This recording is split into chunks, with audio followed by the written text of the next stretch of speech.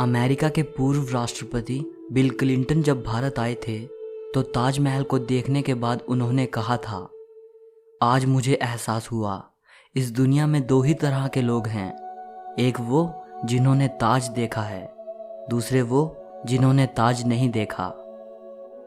होंगी इस दुनिया में एक से बढ़कर एक खूबसूरत इमारतें, लेकिन ताज जैसी कोई नहीं, क्योंकि इसकी बुनियाद में एक बादशाह ने अपना दिल रखा है। आज इस वीडियो को आखिर तक ज़रूर देखना।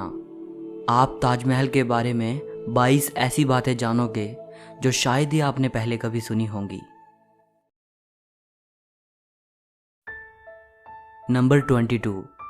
हज़ारों टूरिस्ट जो ताजमहल देखने आते हैं वो ये नहीं जानते कि जो वो सामने देख रहे हैं वो ताजमहल का पिछला हिस्सा है।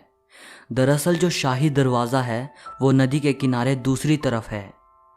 आज ज़्यादातर टूरिस्ट ताज को वैसा नहीं देख पाते जैसा कि शाहजहां चाहते थे। मुगल काल में ताज तक पहुंचने के लिए नदी ही मुख्य रास्ता थी। ये एक तरह का हाईवे था। बादशाह और उनके शाही मेहमान नाव में बैठकर आते थे। नदी के किनारे एक चबूतरा हुआ करता था। नदी बढ़ती गई और वो बहुत पहले ही नष्ट हो गया। बादशाह और उनके मेहमान उसी चबूतरे से ताज आया करते थे। नंबर 21। ये कहा जाता रहा है कि शाहजहां ने ताजमहल बनाने वाले मजदूरों के हाथ कटवा दिए थे, लेकिन ये बात एक अफवाह जैसी लगती है, क्योंकि इस बात का कोई प्रमाण मौजूद नहीं है। बहुत से इतिहासकारों का मानना है कि शाहजहां ने मजदूरों और कारीगरों को जिंदगी भर की पगार देकर उनसे एक करारनामा लिखवाया था कि वो ऐसी कोई दूसरी इमारत नहीं बनाएंगे। नंबर 20।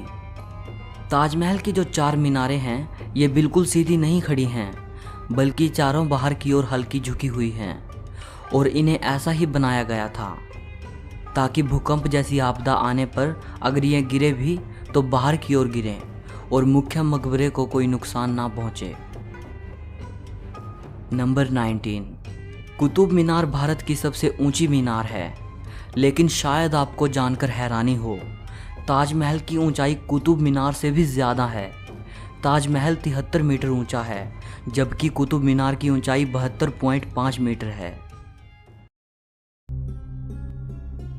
नंबर 18।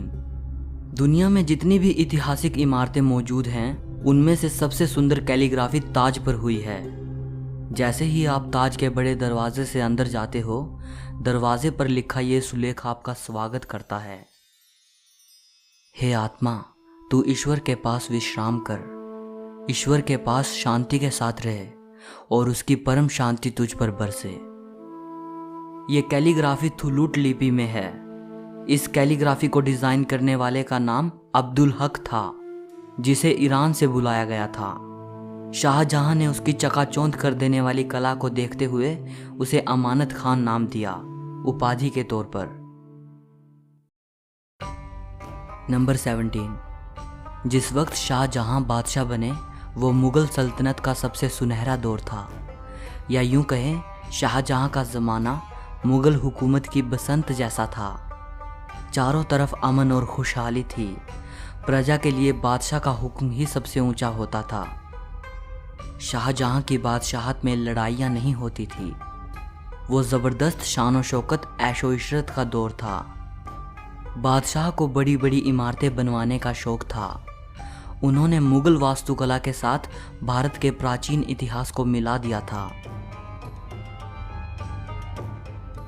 नंबर 16। ऐसी भव्य इमारत दुनिया ने पहले कभी नहीं देखी थी। इसके लिए सफ़ेद संगमरमर राजस्थान के मकराना से लाया गया था। जेड और क्रिस्टल चाइना से मंगवाया गया था। लैपिस लाजुली अफ़गानिस्तान से आया था। टर्कोइस तिब्बत से, जैस्पर पंजाब से, सैफ़ायर श्रीलंका से और कार्नेलियन अरब से आया था। कुल मिलाकर ऐसे ही 28 किस्म के बेशकीमती रत्नों को सफ़ेद संगमरमर में जड़ा गया था।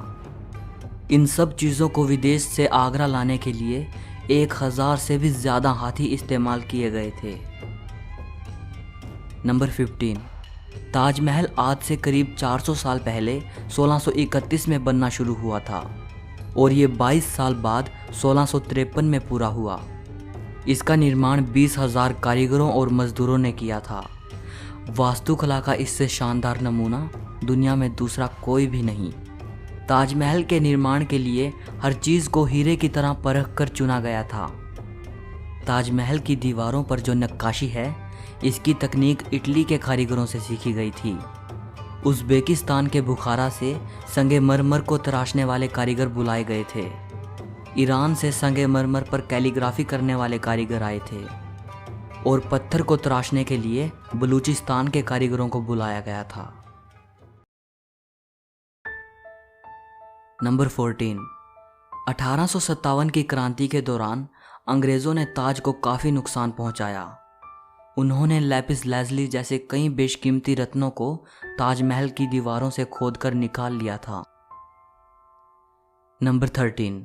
ताजमहल के मुख्य गुंबद का जो कलश है, किसी ज़माने में वो सोने का हुआ करता था। 19वीं सदी की शुरुआत में सोने के कलश को बदलकर कांसे का कलश लगा दिया गया। नंबर 12। दावे के साथ नहीं कहा जा सकता कि ताजमहल को किसने डिज़ाइन किया था, लेकिन यह कहा जाता है कि 37 लोगों की एक टीम ने मिलकर ताजमहल का नक्शा तैयार किया था। ये 37 वास्तुकार दुनिया के दूर दूर के कोनों से बुलाए गए थे। नंबर 11। ताजमहल की नींव बनाते समय ताज के चारों ओर बहुत से कुएं खोदे गए। इन कुओं में ईंट पत्थर के साथ साथ आबनूस और महोगनी की लकड़ियों के लट्ठे डाले गए। ये कुएं ताज की नींव को मजबूत बनाते हैं। आबनूस और महोगनी की लकड़ियों में ये खासियत होती है कि इन्हें जितनी नमी मिलती रहेगी, ये उतनी ही फौलादी और मजबूत रहेंगी। और इन लकड़ियों को नमी ताज के पास बहने वाली यमुना नदी के पानी से मिलती है। यमुना के पानी का स्तर हर साल घट रहा है और लकड़ियों में नमी की कमी आ गई है। यही वजह है कि सन 2010 में ताज में दरारें देखी गई। नंबर 10। 1653 में जब ताज बनकर तैयार हुआ था, उस समय इसके निर्माण की कीमत करोड़ों में आंकी गई थी। उसी हिसाब से अगर आज ताज बनवाया जाए तो इसे बनाने में कम से कम 57 अरब 60 करोड़ रुपए लगेंगे। नंबर 9। 1989 में एक भारतीय लेखक P.N. ओक ने एक किताब लिखी थी जिसका नाम था ताजमहल द ट्रू स्टोरी। इस किताब में उन्होंने कई तर्कों के साथ ये दावा किया था कि ताजमहल मकबरा बनने से पहले एक शिव मंदिर था और इसका नाम तेजो महाल्या था। सन 2000 में P.N. ओक ने अपनी बात को सिद्ध करने के लिए ताज की साइट खोदने के लिए सुप्रीम कोर्ट को अर्जी दी थी, जिसे सुप्रीम कोर्ट ने रद्द कर दिया। आर्कियोलॉजिकल सर्वे ऑफ इंडिया के मुताबिक ताजमहल कभी एक शिव मंदिर था, इस बात के कोई सबूत नहीं हैं, बल्कि शाहजहां ने ताज को बनवाया था, इसके प्रमाण ही इतिहास के पन्नों में मिलते हैं। नंबर 8। एक कहानी प्रसिद्ध है कि शाहजहां यमुना नदी के दूसरी तरफ काले संगमरमर से ऐसा ही एक और काला ताजमहल बनाना चाहते थे। कहा जाता है कि शाहजहां मुमताज़ की तरह अपने लिए भी एक मकबरा बनाना चाहते थे, लेकिन इससे पहले कि वो काला ताजमहल बनवा पाएं, औरंगज़ेब ने उनको कैद खाने में डलवा दिया। लेकिन इतिहासकार कहते हैं कि ये बाद में बनाई गई मनगढ़ंत कहानियां हैं। जिस जगह शाहजहां के काला ताज बनवाने की बात कही जाती है, वहां कई बार खुदाई की जा चुकी है, लेकिन ऐसा कोई सबूत नहीं मिला जिससे यह पता चले कि शाहजहां काला ताज बनवाना चाहते थे। नंबर 7। ताजमहल का डिज़ाइन हुमायूं के मकबरे से प्रेरित दिखता है। हुमायूं शाहजहां के परदादा थे। उनका ये मकबरा हिंदुस्तान में आगे बनने वाली कई मुगल इमारतों के लिए प्रेरणा बना। नंबर 6। दूसरे विश्व युद्ध में सरकार ने मकबरे के चारों ओर बांस का घेरा बनाकर सुरक्षा कवच तैयार कराया था, जिससे कि हवाई बमबाजों को भ्रमित किया जा सके और ये जर्मन और जापानी हवाई हमलों से सुरक्षा प्रदान कर पाए। 1965 और 1971 के भारत पाकिस्तान युद्ध के समय भी यही किया गया था। नंबर 5। कई देशों में ताजमहल की नकल पर बनी इमारतें मौजूद हैं, जैसे चीन, बांग्लादेश और कोलंबिया में। और ऐसी एक इमारत भारत में भी मौजूद है, बीबी का मकबरा। ये इमारत महाराष्ट्र के औरंगाबाद में है। इसे मुगल बादशाह आजम शाह ने अपनी मां दिलरस बानो बेगम की याद में 17वीं सदी के आखिर में बनवाया था। इसे ताजमहल की तर्ज पे बनवाया गया था। इस मकबरे का गुंबद ताजमहल के गुंबद से छोटा है और इसका सिर्फ गुंबद ही संगमरमर का है, बाकी निर्माण प्लास्टर से किया गया है। नंबर 4, ताजमहल की सबसे ज़्यादा लोकप्रियता इसके निर्माण से जुड़ी अद्भुत प्रेम कहानी की वजह से है। बादशाह शाहजहां ने अपनी बेगम मुमताज़ महल की याद में इस इमारत को बनवाया था। मुमताज़ का असली नाम अर्जुमंद बानो बेगम था। शाहजहां ने उन्हें मुमताज़ महल नाम दिया, यानी महल का सबसे अनमोल रत्न। महज 38 साल की उम्र में अपनी 14वीं संतान को जन्म देते वक्त मुमताज़ की मृत्यु हो गई। उस वक्त वो बुरहानपुर में थी। अपनी प्रिय बेगम की मृत्यु से बादशाह बेहद दुखी हुए, जैसे उनकी जिंदगी ही तबाह हो गई। और आखिर उनकी याद में शाहजहां ने ताज को बनवाने का फरमान जारी किया। नंबर 3, पहले मुमताज़ को बुरहानपुर में ही दफनाया गया। इसके बाद शाहजहां ने ताज को बनवाना शुरू किया।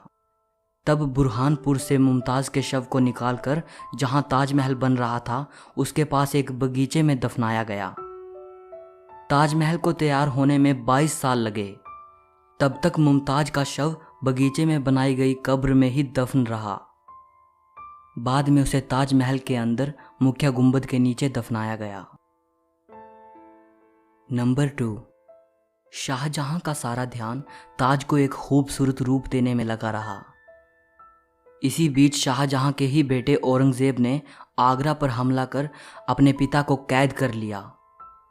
शाहजहां से पूछा गया कि वो क्या चाहते हैं, तो उन्होंने कहा कि उनको ऐसी जगह पर कैदी बनाकर रखा जाए जहां से वो सीधे ताज को देख पाएं, और उनकी ये ख्वाहिश पूरी कर दी गई।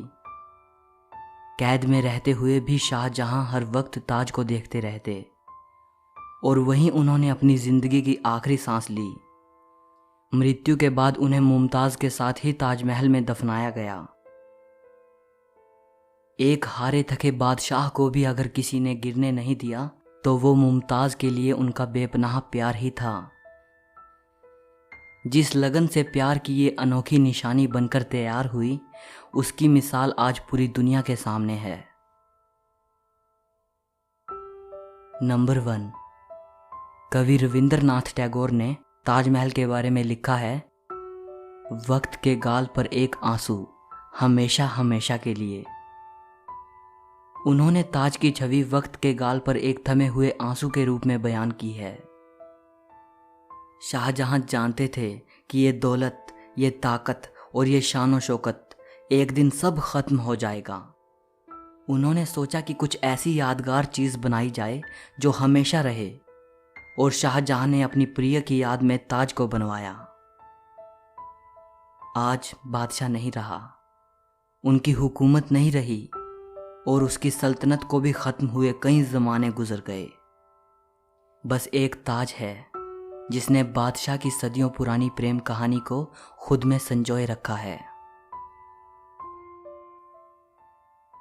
प्रकृति की गोद में चांद सी जगमगाती ये भव्य इमारत सदियों से दो प्रेमियों के प्यार की अमर कहानी सुनाती आई है और सदियों तक सुनाती रहेगी। सो इस वीडियो के लिए इतना ही। अगर आपको ये वीडियो पसंद आई हो तो लाइक और शेयर ज़रूर करना। ताजमहल के बारे में या इस वीडियो के बारे में आपकी जो भी राय हो कमेंट में बताइएगा। और अगर आप हिस्ट्री और फिलॉसफी से जुड़ी ऐसी ही अमेजिंग वीडियोस देखना चाहते हो तो चैनल को सब्सक्राइब करके घंटी को दबा देना। सो मिलते हैं अगली वीडियो में।